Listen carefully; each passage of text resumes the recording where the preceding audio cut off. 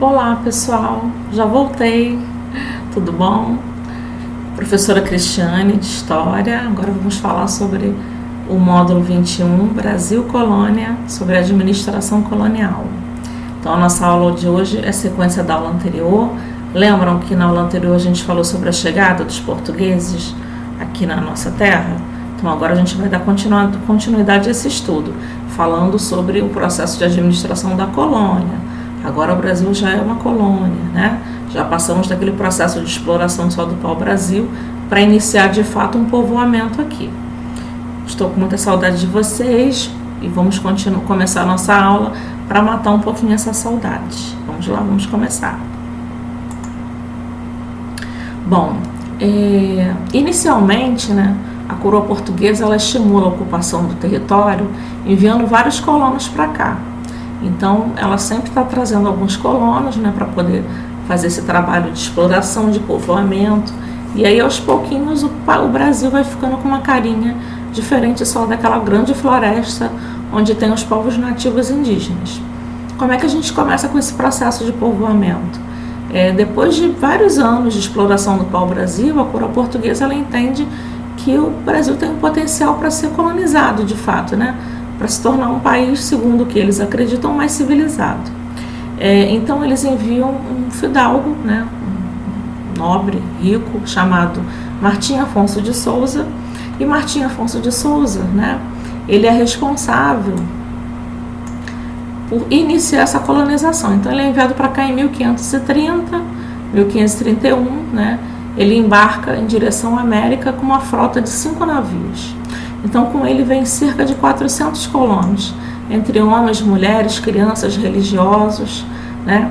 Os religiosos, padres, tinham o objetivo de converter os nativos, né, com a fé cristã. E Martim Afonso de Souza, ele cria várias feitorias, né, núcleos de povoamento, que são espécies de instituições, né, as primeiras instituições que vão organizar esse novo mundo, né? E a garantia da proteção dos territórios contra invasões estrangeiras também é articulada aí, é de responsabilidade de Martim Afonso de Souza. Em 1532 ele funda a primeira vila do Brasil, que é chamada Vila de São Vicente, no atual estado de São Paulo, né, no litoral do estado de São Paulo. Então ele funda a Vila de São Vicente e retorna para Portugal. Então aqui a gente tem uma figura, né, sobre a fundação da Vila de São Vicente. E aqui é uma figura de Martim Afonso de Souza, que foi esse, digamos que precursor, né, do início da colonização, do povoamento do Brasil, né? Então quando a gente fala de colônia, Martim Afonso de Souza ele foi responsável pela colonização, ele foi responsável por povoar esse local, né, organizadamente, né? Então ele foi enviado para administrar como é que o Brasil ia começar a ser ocupado por pessoas, né, que não só os nativos, mas por isso mesmo que ele trouxe vários fidalgos, vários portugueses, né, para fazer parte desse processo de povoamento, mas isso tinha que acontecer de uma forma organizada e essa era a tarefa de Martim Afonso de Souza. Bom, Martim Afonso de Souza, né, ele vendo aí a necessidade de organizar o Brasil, ele cria um sistema de capitanias hereditárias. Então, o sistema de capitanias hereditárias, ele tem algumas motivações. Quais são? A crise no comércio oriental com as especiarias. Então, Portugal, como a gente já estudou, os portugueses adoravam ir lá para as Índias, né, para Calicut, para poder comercializar, comprar produtos importantes, caríssimos, que são as chamadas especiarias. Mas houve uma crise aí dentro desse comércio, né? Eles perderam o monopólio para outros países. E aí, né, eles começaram a ver que, poxa, eles tinham que começar a explorar mais o Brasil, porque já não estava sendo tão rentável, né, financeiramente para eles explorar tanto assim a região das Índias. Uma outra coisa que motivou a criação das capitanias foi o assédio de invasores estrangeiros. Então a gente tinha um litoral, né, tudo que acontecia no Brasil acontecia no litoral. O interior do Brasil não tinha sido explorado ainda, nem povoado. Então era muito fácil, né, navios estrangeiros atracarem aqui no litoral de Salvador, do Rio de Janeiro, de São Paulo e tentar uma invasão, né? E esses estrangeiros queriam invadir justamente para quê? Para explorar o pau-brasil também, que era também um outro grande produto interessante aí para os europeus. E aí, né, diante dessa situação, a coroa portuguesa pensa, bom, eu preciso realmente organizar a situação lá no Brasil antes que eu perca essas terras. Uma outra coisa importante também, que motivou o sistema de capitanias hereditárias, foi a descoberta de ouro e prata na América Espanhola. Então os espanhóis já tinham encontrado, né, já tinham iniciado o processo de exploração e colonização da Espanha, da América Espanhola, e nós já estudamos isso, inclusive, né, os povos incas, maias e astecas, e aí os portugueses, né, pensam, bom, deve ter também ouro, deve ter pedras preciosas no Brasil, então a gente precisa organizar mesmo, né, esse processo de exploração, porque com certeza tem isso lá, então vamos organizar essa casa para a gente poder explorar e encontrar metais preciosos também. E encontraram, né? A gente vai estudar mais adiante que o interior de Minas Gerais, né, foi extremamente explorado e realmente eles conseguiram encontrar muita coisa lá, né? Então, assim, essas foram as primeiras motivações. Então, o sistema de capitanias hereditárias foi motivado por essa crise, né, no comércio de especiarias, medo das invasões estrangeiras, né, para explorar o pau-brasil, e também pela descoberta de ouro e prata na América Espanhola, né, que aí acabou gerando o nosso interesse de encontrar ouro e prata aqui também. Então, para que tudo isso acabou motivando uma melhor organização, né, desse local. E aí as capitanias hereditárias foram criadas. Bom, as capitanias hereditárias, né, elas foram criadas da seguinte forma: eram aproximadamente 15 faixas de terras ao litoral que foram divididas e doadas a donatários. Então a coroa portuguesa, né, dividiu essa faixa da costa brasileira em 15 faixas. Os donatários receberam, né, essas 15 faixas e tinham a responsabilidade de quê? Tinham direito de explorar essa terra. Por caráter hereditário, quando eles morriam, essas terras eram passadas para os seus filhos, por isso, né, o nome de capitanias hereditárias. Mas eles tinham que proteger, né, o território, eles tinham que fundar povoados. Vamos voltar. Eles tinham que fundar povoados, né? Estimular a catequese dos indígenas, ou seja, estimular o processo de cristianismo, de cristianização dos povos indígenas, né? A conversão dos povos indígenas em cristãos. Eles exerciam a justiça, né? O controle político da cidadania. Eles podiam doar terras, que eram as 6 Marias, para pessoas de confiança, e essa doação de terra, né, das 6 Marias tinha o objetivo justamente de ter lucro, né, com atividades econômicas que eram estabelecidas nessas 6 Marias. Então, assim, os donatários eles tinham vários direitos e vários deveres também, mas eles tinham muitos direitos sobre essas terras, eles podiam fazer absolutamente tudo, né, sobre essas terras, mas eles tinham que produzir riquezas, essas riquezas tinham que ser devolvidas para a coroa portuguesa e eles tinham que proteger essas terras. Então eles não podiam apenas ter as terras e explorá-las.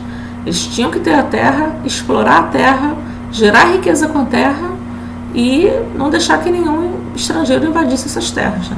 Então era um sistema um pouco complicado e aí acaba gerando uma crise e a gente vai ver mais adiante o porquê. Então aqui, tem as capitanias hereditárias, tem uma divisão aqui, né? Então essa aqui essa linha aqui, né? Digamos que é a linha do Tratado de Tordesilhas, que a gente viu inclusive no módulo anterior.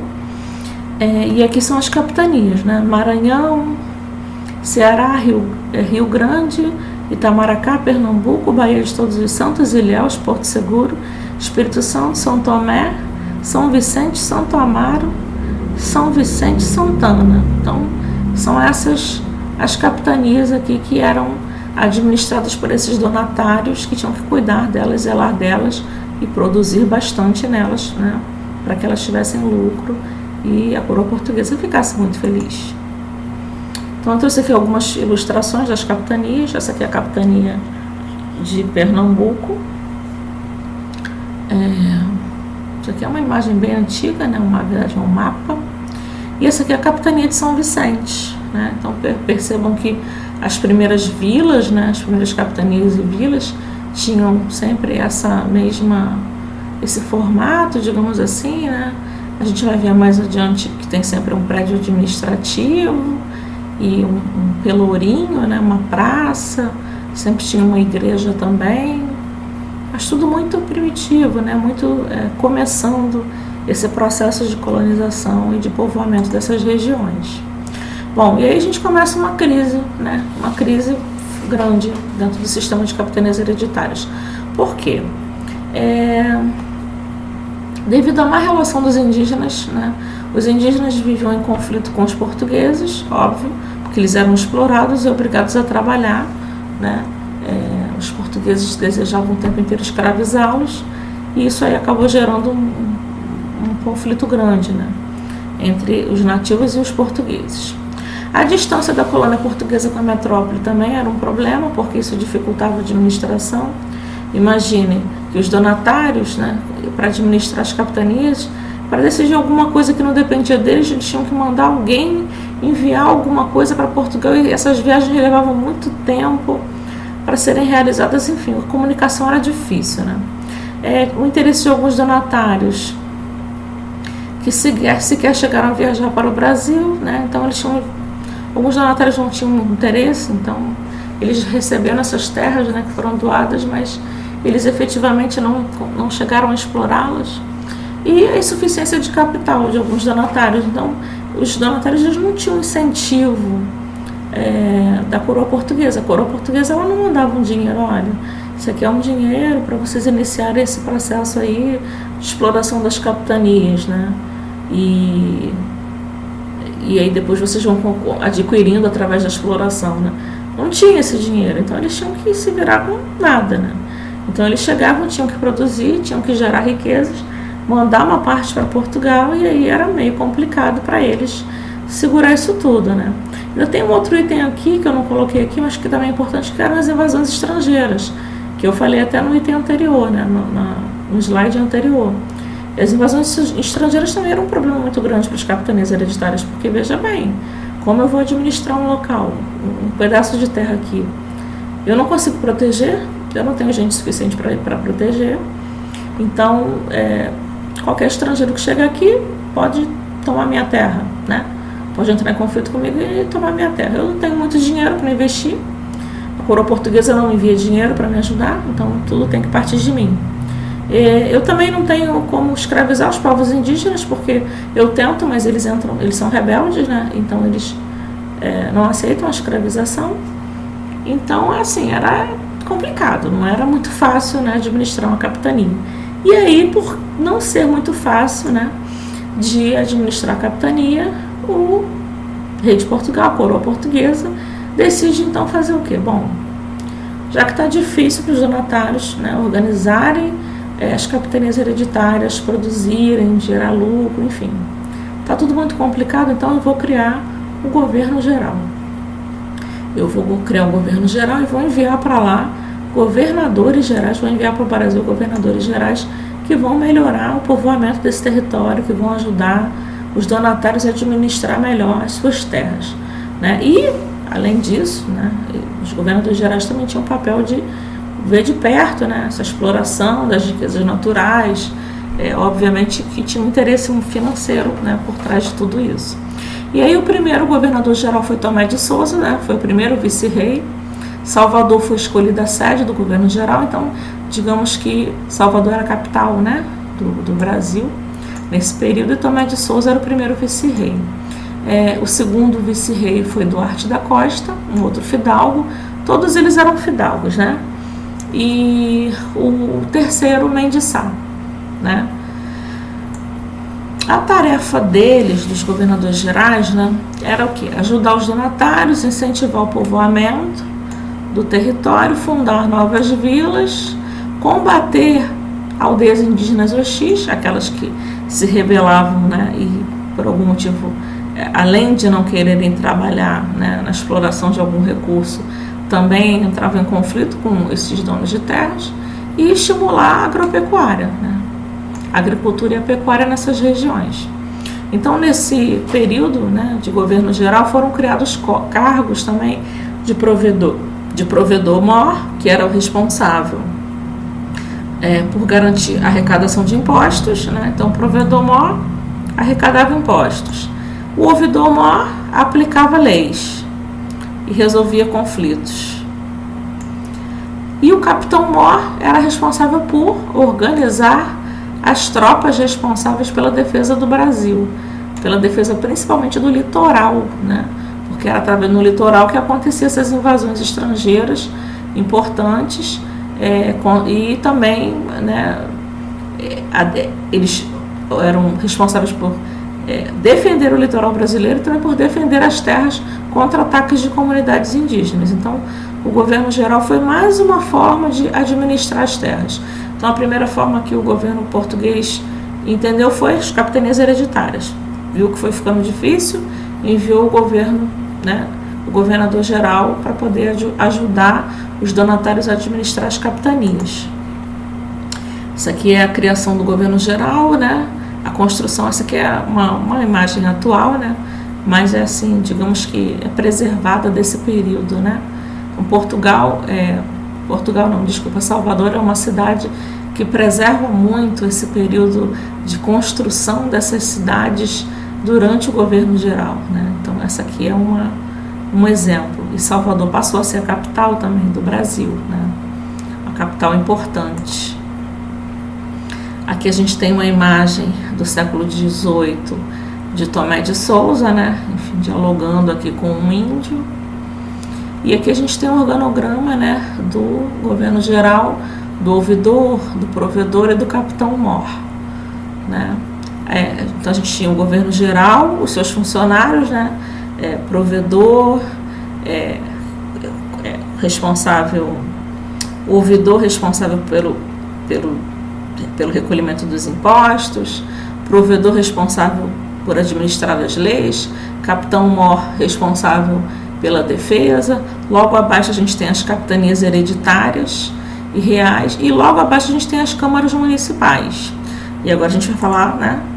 Agora não, mais adiante a gente fala das câmaras municipais. Agora a gente vai dar uma paradinha para falar sobre uma passagem interessante aí dentro desse processo do governo geral, que foi a passagem dos franceses aqui no Brasil. Então vamos lá. Os portugueses colonizaram, né, nesse período, né, o Brasil, povoaram o Brasil. Mas, como eu já expliquei, havia muita inserção de estrangeiros no nosso território para explorar o pau-brasil e qualquer outra riqueza que existisse aqui, né? E os franceses, além de fazerem essa incursão, né, de exploração, eles frequentaram durante um longo período o Rio de Janeiro, né, buscando a exploração desse recurso. Então, houve uma expedição comandada por Villegagnon e fundou um povoado conhecido como França Antártica. E aí a França Antártica foi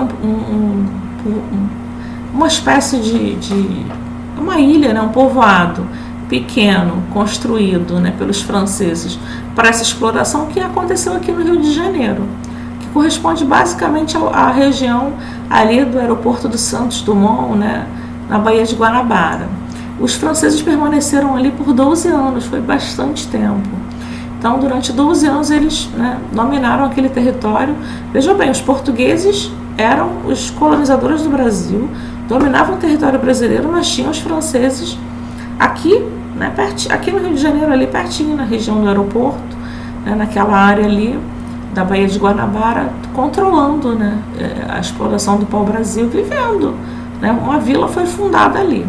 E aí, obviamente, os portugueses, né, enfim, tentaram várias vezes, houve vários conflitos, né, e por fim conseguiram se organizar uma defesa, conseguiram a ajuda de índios também, dos tamoios, né. Então, assim, na verdade, os franceses eram apoiados pelos tupinambás e os portugueses conseguiram o apoio dos tamoios. E aí entraram num conflito, num embate ali na Praia Vermelha e foram expulsos. Os franceses foram expulsos do Brasil os portugueses definitivamente dominaram aquele território do Rio de Janeiro, e aí Rio de Janeiro passa a ser fundada, e tem uma outra história, né, da fundação da cidade do Rio de Janeiro, que ocorre aí nesse período de 1567. E aí a cidade do Rio de Janeiro ela é fundada logo após esse evento, né? Então, os franceses também colonizaram de uma certa forma, né? Pelo menos esse pedaço, essa região aqui do Rio de Janeiro, ali próximo à Baía de Guanabara. Eu trouxe aqui para vocês uma imagem dessa região que foi colonizada, né? Essa ilha é chamada hoje de Ilha de Villeganon, né? Onde existe a escola naval. Então a escola naval funciona aqui, na Ilha de Villeganon.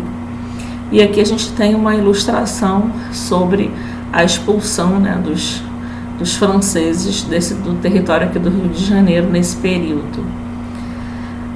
Vamos lá. E aí, voltando à questão da administração da colônia, né, a gente aprendeu ali que primeiro foram as capitanias hereditárias, depois veio o governo geral, e aí o governo geral tinha os seus funcionários e tinha também as câmaras municipais. Então, vamos tentar entender agora o que eram as câmaras municipais. Então, para que o povoado atingisse uma importância política e econômica, né, assim que ele conseguisse atingir, ele podia requisitar ao governador a condição de vila. E aí, quando ele passava a ter essa autonomia e passava a ser uma vila, ele podia, né, escolher os seus representantes através de uma Câmara Municipal. Então, as câmaras municipais, a gente pode dizer que foi assim, a primeira instituição que dá voz a representantes de uma área, de uma região. Então, através das câmaras municipais, que era possível ter espécies de vereadores, não é como hoje, né? Mas espécies de vereadores, juízes, tesoureiros, escrivãos, que davam voz e administravam melhor toda a situação que envolvia ali o povo, né? Então, os eleitores e representantes das câmaras municipais eram conhecidos como homens bons, que de bons só tinham um nome. Eles eram homens brancos, católicos, nascidos na vila, proprietários de terra e proprietários de escravos, né? E eram homens, muitas vezes, hostis, né? Então, eles eram homens bons realmente no sentido do nome que lhes foi dado, porque não necessariamente eles eram esses homens bons. Todos os moradores que trabalhavam, né, nas vilas, em trabalhos manuais, eram negros, eram indígenas, mestiços, nenhum deles fazia parte do processo político, nenhum deles eram considerados cidadãos, né, para poder dar alguma opinião, muito menos as mulheres, né. Então, a principal tarefa das câmaras municipais, né, eram cuidar da segurança e limpeza do povoado, construir obras para o bom funcionamento das estruturas urbanas e regulamentar o abastecimento e o comércio local. Então, essas eram as funções das câmaras municipais. Elas tinham que cuidar, né, da segurança e da limpeza do povoado, construir obras que beneficiassem o povoado, né, fazer com que as estruturas urbanas funcionassem. Tudo isso aqui era administrado pelos homens bons, que de bons só tinham os nomes. Os homens bons eram homens escolhidos, eram fidalgos portugueses, brancos, católicos, nascidos na vila, né, proprietários de terra, eram senhores de terra. Então, através das câmaras municipais, todo esse trabalho de organização e administração dessas vilas ocorria plenamente. Então, aqui a gente tem a figura de uma Câmara Municipal na época, e aqui a figura, né, da Câmara Municipal do Rio de Janeiro hoje. Tá? Basicamente, tinham esse mesmo formato. Óbvio que aqui é mais rudimentar, né, e aqui está mais moderno, né? Mas todos feitos dentro desse período, desse formato de uma Câmara, mesmo como uma instituição, né, um local, inclusive para debate, um local, enfim, que deve ser respeitado e deve ser buscado, né, com a plena consciência de que está ali a serviço do povo, teoricamente. Bom, uma outra coisa importante dentro desse processo de colonização e administração da colônia foi o trabalho dos jesuítas, né? Por quê? A Igreja Católica, ela organizou missões importantes no Brasil para catequizar os povos nativos e aumentar a influência nesse novo mundo, né? Então, os padres jesuítas, eles reuniam indígenas em aldeias, ensinavam as doutrinas católicas, né? Ou seja, eles catequizavam os indígenas, né? O padre Manuel da Nóbrega dizia que os nativos eram como um papel branco no qual se podia escrever à vontade, porque eles eram, na visão dele, né, muito abertos, né, ao aprendizado, mas não foi tão fácil assim, né? Apesar do padre Manuel da Nóbrega romantizar um pouco esse processo de catequização, não foi tão simples, né? Porque os padres tinham que aprender as línguas nativas, como o Tupi-Guarani, né, para poder ensinar, tinham que muitas vezes ensinar peças teatrais, tinham que às vezes, né, se utilizar de um certo sincretismo religioso, que é a mistura um pouco da religião cristã com os rituais, né, que eram adotados pelos indígenas, para tentar ver se eles entendiam um pouco o que era o catolicismo, né? Bom, a Igreja Católica, ela teve um papel primordial na educação colonial brasileira. Inclusive, existem colégios católicos até hoje, né? E a educação dos colégios católicos é muito valorizada, inclusive. O ensino era ministrado por padres em algumas escolas no Brasil. O padre Manuel da Nóbrega ajudou a fundar, na capitania de São Vicente, o Colégio Jesuítico de São Paulo, né? Que é vou mostrar para vocês aqui uma figura, que anos mais tarde, né, como Vila de São Paulo, ele foi o ponto de partida, né? Foi, digamos que, o marco zero para a cidade de São Paulo, para a exploração do interior. Então aqui a gente tem uma figura do padre jesuíta, né, fazendo esse trabalho de catequização. Aqui também, né, o trabalho dos padres jesuítas segurando um quadro de Jesus Cristo, e aí ocorria todo o ensinamento. E aqui a gente tem o pátio do colégio, né, que é onde o padre Manuel da Nóbrega estabeleceu um núcleo de catequização, né, de indígenas, e aqui nesse local em São Paulo, que é chamado de Marco Zero de São Paulo, né, que é onde tudo começou, no pátio do colégio, né, onde São Paulo começa, digamos assim, né, o seu processo de construção a partir da colonização do Brasil. É um local importante, turístico, de visitação, muito interessante lá, inclusive. Bom, eu trouxe aqui para vocês algumas sugestões, né, de filmes e livros. Eu já tinha sugerido no módulo anterior o Caramuru, Invenção do Brasil, que é muito legal e pega esse período também de colonização. E estou sugerindo também Desmundo, né, que é um outro filme que também, esse fala especificamente desse período de colonização e administração.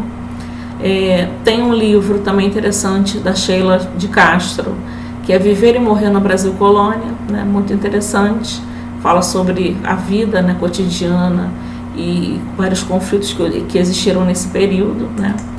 Então vamos aqui voltar só um pouquinho, né, para a gente tentar entender rapidamente o que a gente aprendeu aí nesse processo de administração do Brasil colonial. A gente aprendeu o que foi necessário, né, para que essa administração ocorresse, o sistema de capitanias hereditárias, o que foi o sistema de capitanias hereditárias, né, foi essa divisão de terras doadas aos donatários para que eles pudessem explorar, desenvolver. Então os donatários tinham direitos e deveres, mas ficou um pouco complicado para eles, né, produzir nas capitanias hereditárias, e aí a coroa portuguesa envia o governador geral, né, e aí através do governo geral é possível administrar melhor, né, auxiliar melhor esses donatários.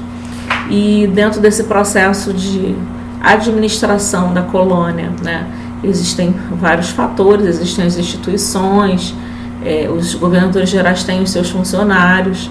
A gente tem a Câmara Municipal também aí como uma instituição importante, né, que vai apoiar, que vai poder dar um suporte a toda a organização necessária a uma cidade, né, e a tudo que tem que ser construído e desenvolvido numa cidade. Ela era administrada pelos chamados homens bons, que não eram tão bons assim, mas enfim, eram administradores, donos de terra, né, eram escravocratas também. Aprendemos também sobre o período do Brasil colonial, onde a gente teve a presença dos franceses aqui no Rio de Janeiro, onde eles fundaram lá a França Antártica, né? Aquela região ali da Baía de Guanabara, depois foram expulsos. Enfim, então dentro desse processo de administração colonial a gente aprendeu bastante coisa, o processo de catequização, né? dos padres jesuítas, não só de catequização das aldeias indígenas, né? De conversão dos povos nativos, também como a construção de colégios católicos, né? Aqui no Brasil e ali principalmente em São Paulo, né? Dando marco zero ali à cidade de São Paulo. Então são informações importantes que ilustram, né? Que modelam bem a construção desse período de Brasil colonial, principalmente no que diz respeito à administração da colônia. Tem muita coisa para a gente aprender sobre o Brasil colonial, tem muitos módulos ainda que vão falar sobre isso, então a gente vai com calma, né? Cada aula, cada videoaula a gente fala um pouquinho, a gente estuda um pouquinho para a gente ir amarrando os conceitos. Vocês podem assistir essa videoaula várias vezes, podem pausar, né, para auxiliar, para fazer as atividades da apostila, e aí quando vocês assistirem a videoaula vocês façam a correção também dos exercícios da apostila, que isso é muito importante. Bom, então a nossa videoaula está acabando. Espero que vocês tenham gostado. Muitas saudades. Espero que possamos nos ver em breve.